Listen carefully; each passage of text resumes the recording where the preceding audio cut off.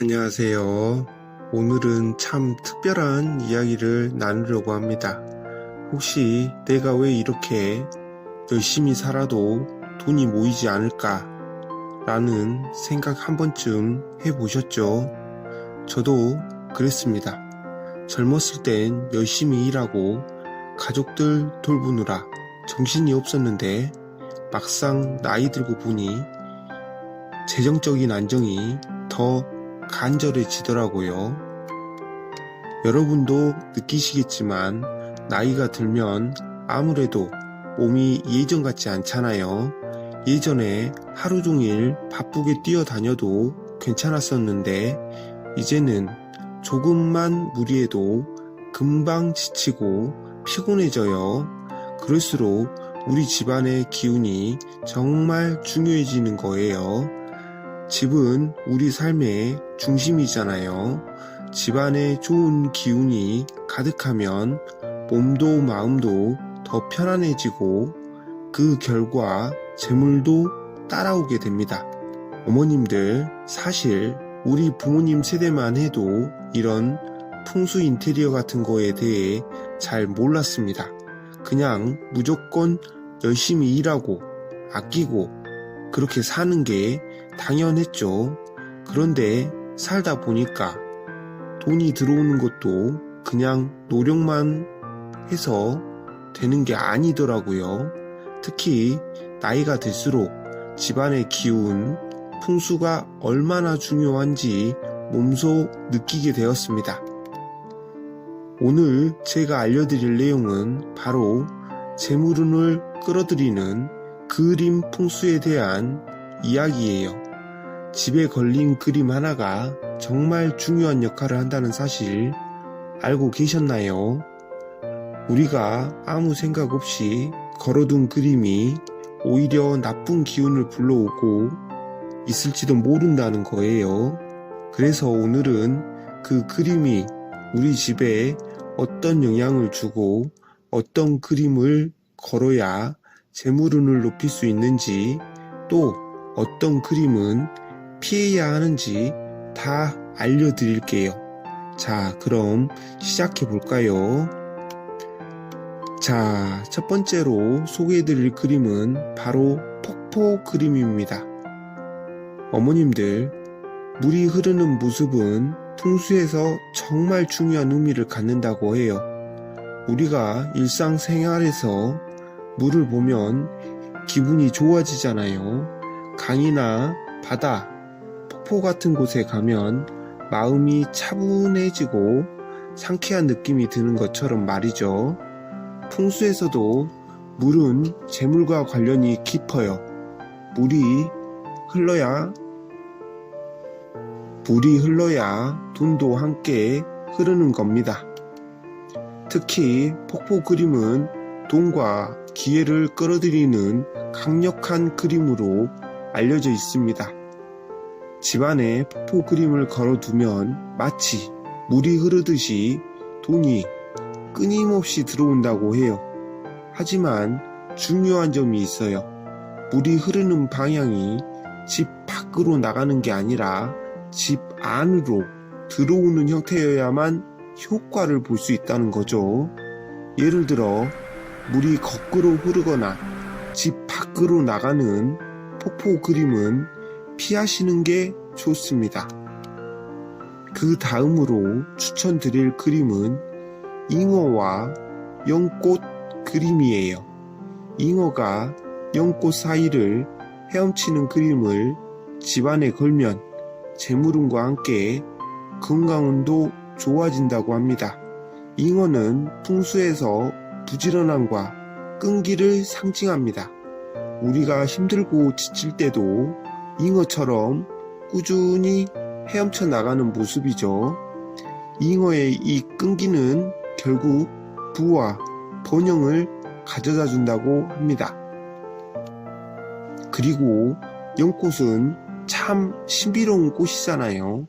연꽃은 더러운 물에서도 깨끗하게 피어나는 꽃입니다.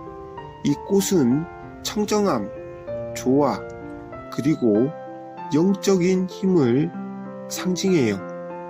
그래서 잉어와 연꽃이 함께 그려진 그림은 재물뿐만 아니라 평안한 마음, 건강까지 불러온다고 하니 여러분의 집에 걸어두면 좋겠습니다. 마지막으로 소개할 그림은 황금빛 일출 그림이에요. 황금빛이 도는 일출은 새로운 시작과 밝은 미래를 상징합니다. 우리가 아침에 일어나서 햇살을 받으면 기운이 나고 상쾌해지잖아요. 일출을 보면 새로운 에너지가 솟구치고 하루를 시작하는데 큰 활력을 주죠. 이런 그림은 특히 침실이나 거실에 걸면 좋답니다.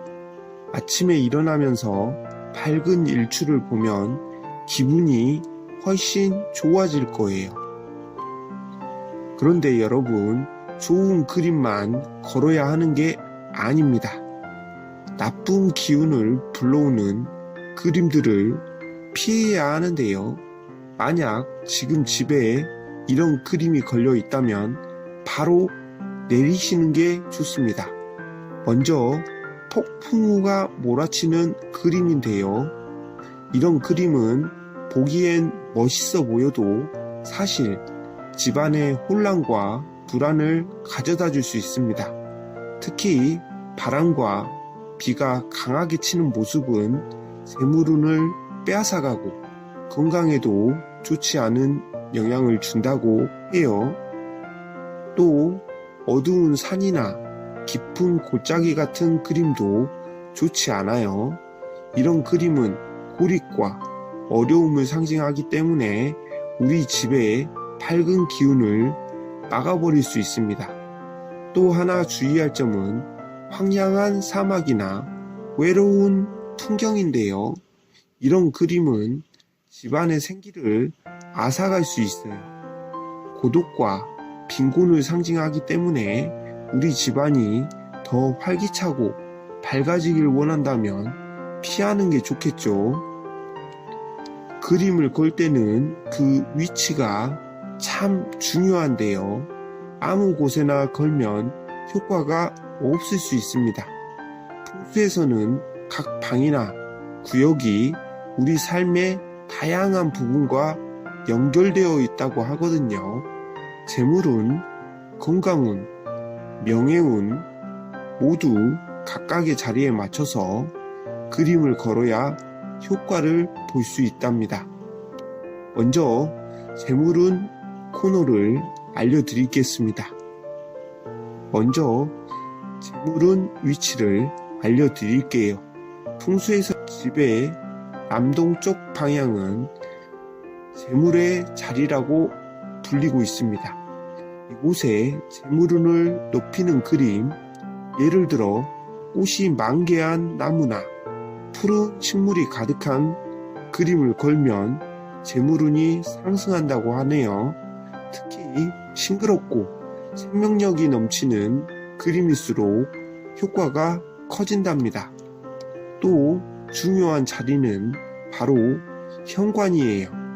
우리가 집에 들어올 때 처음 마주하는 공간이니까 현관에 걸린 그림은 집안 전체의 분위기를 결정한다고 해도 과언이 아니죠. 현관에는 밝고 긍정적인 그림을 걸어두는 게 좋습니다. 아까 말씀드린 일출 그림이나 꽃이 활짝 핀 정원의 그림이 딱 좋죠. 집에 들어올 때마다 기분도 좋아지고 좋은 기운이 함께 들어온다고 생각해 보세요.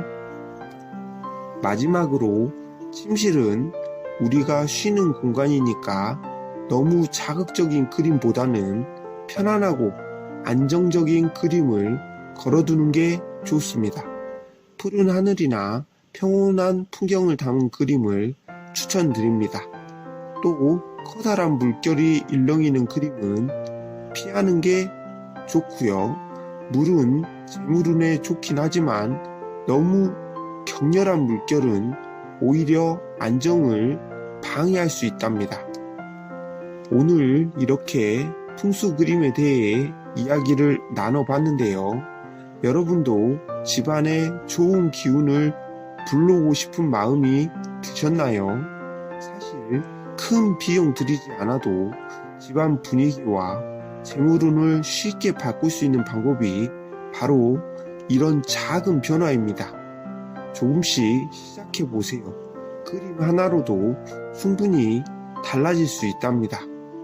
지금 바로 여러분의 집을 둘러보세요. 혹시 나쁜 기운을 부르는 그림이 걸려있진 않은지, 재물운을 높여줄 그림이 필요한 자리가 어디인지 찾아보세요.